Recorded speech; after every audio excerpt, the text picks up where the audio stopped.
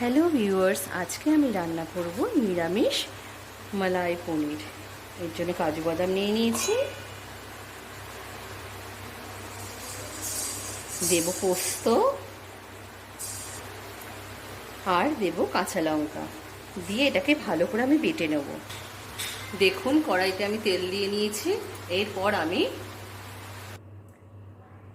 পনির নিয়ে নিয়েছি। পনিরের মধ্যে এই যে হালকা লবণ মিশিয়ে নিলাম।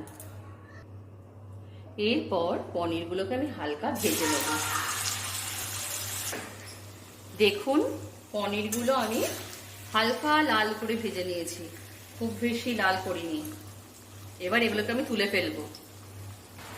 এরপর এতে দেবো আমি গোটা গরম মশলা আর শুকনো লঙ্কা ফোড়ন।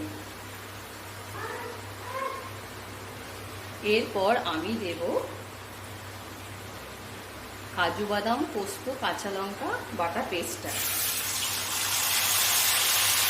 এরপর এতে আমি দেব লবণ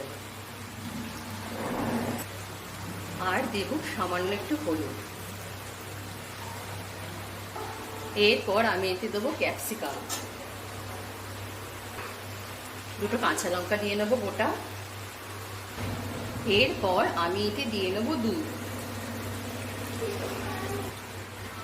এরপর আমি এতে এই যে ভেজে রাখা পনিরগুলো এর মধ্যে দিয়ে দেবো।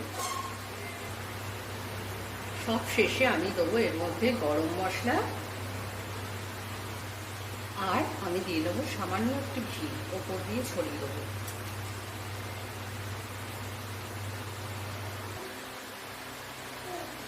দেখুন আমার নিরামিষ পনির রেডি হয়ে গেছে, মালাই পনির।